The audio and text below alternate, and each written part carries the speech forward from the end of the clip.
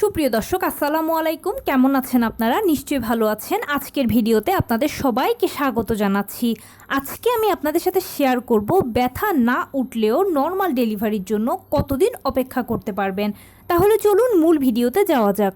By the way, মূল ভিডিওতে যাওয়ার আগে একটা কথা বলি, আমি আমার চ্যানেলে pregnancy related, specially normal delivery related অনেক ইম্পর্ট্যান্ট তথ্য ভিডিও আকারে শেয়ার করে থাকি। এই তথ্যগুলো আমার পার্সোনাল এক্সপেরিয়েন্স ও আমার ডক্টরের সাজেশন থেকে নেওয়া। তাই আমার চ্যানেলটিকে যদি একবার আপনারা ভিজিট করেন তাহলে আপনারা আপনাদের প্রশ্নাতীত মনের অনেক প্রশ্নের উত্তর পেয়ে যেতে পারেন। আমন্ত্রণ জানাবো আমার চ্যানেলটিকে একবার ভিজিট করে দেখার। এবারে চলুন মূল আলোচনায় যাওয়া যাক। আমি শুরুতেই বলেছি আজকে আলোচনা করব ব্যথা না উঠলেও নর্মাল ডেলিভারির জন্য সর্বোচ্চ আপনি কতদিন অপেক্ষা করতে পারবেন। দেখুন, আমরা সবাই জানি যে 37 থেকে 40 সপ্তাহ হচ্ছে নর্মাল ডেলিভারির আদর্শ সময়। কেননা সিজার হচ্ছে প্রি প্ল্যান, কিন্তু নর্মাল ডেলিভারিটা যে কোনো সময় হতে পারে। আর বেসিক্যালি 37 থেকে 40 সপ্তাহের মধ্যেই কিন্তু নর্মাল ডেলিভারির পেইনটা এসে যায়।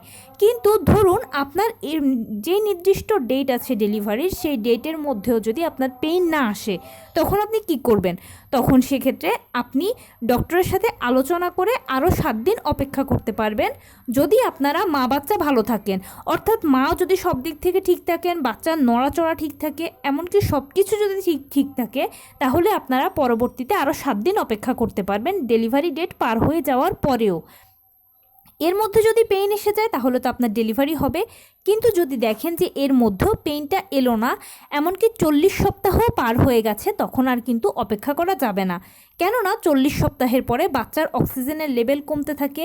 40 সপ্তাহের পরে বাচ্চা গর্ভের মধ্যে টয়লেট করে দেওয়ার একটা টেন্ডেন্সি থাকে। সেজন্য 40 সপ্তাহ পরে আর রিস্ক নেওয়াটা ঠিক হয় না। 40 সপ্তাহের আগেই সর্বোচ্চ চেষ্টা করা হয়। তো এই ছিল আজকের ভিডিও। কেমন লাগলো বলুন? যদি ভালো লেগে থাকে ও হেল্পফুল হয়ে থাকে তাহলে প্লিজ লাইক, কমেন্ট, শেয়ার করতে একদম ভুলবেন না। আর সেই সাথে আমার চ্যানেলটিকে সাবস্ক্রাইব করার বিনীত অনুরোধ রইল। পাশে থাকা বেল আইকনটি ক্লিক করে দেবেন যেন আমি ভিডিও আপলোড করার সাথে সাথে আপনার নোটিফিকেশান পেয়ে যান। এছাড়া যদি কোনো প্রশ্ন থাকে তাহলে আমাকে কমেন্টস করবেন, আমি রিপ্লাই দেব। প্লাস যদি কোনো আপনাদের পরামর্শ থাকে যে কোন বিষয়ের উপরে ভিডিও বানালে আপনারা উপকৃত হবেন, সেটাও জানাবেন। আমি আপনাদের পছন্দের সর্বোচ্চ প্রায়োরিটি দেব। ভালো থাকবেন, সুস্থ থাকবেন। আসসালামু আলাইকুম।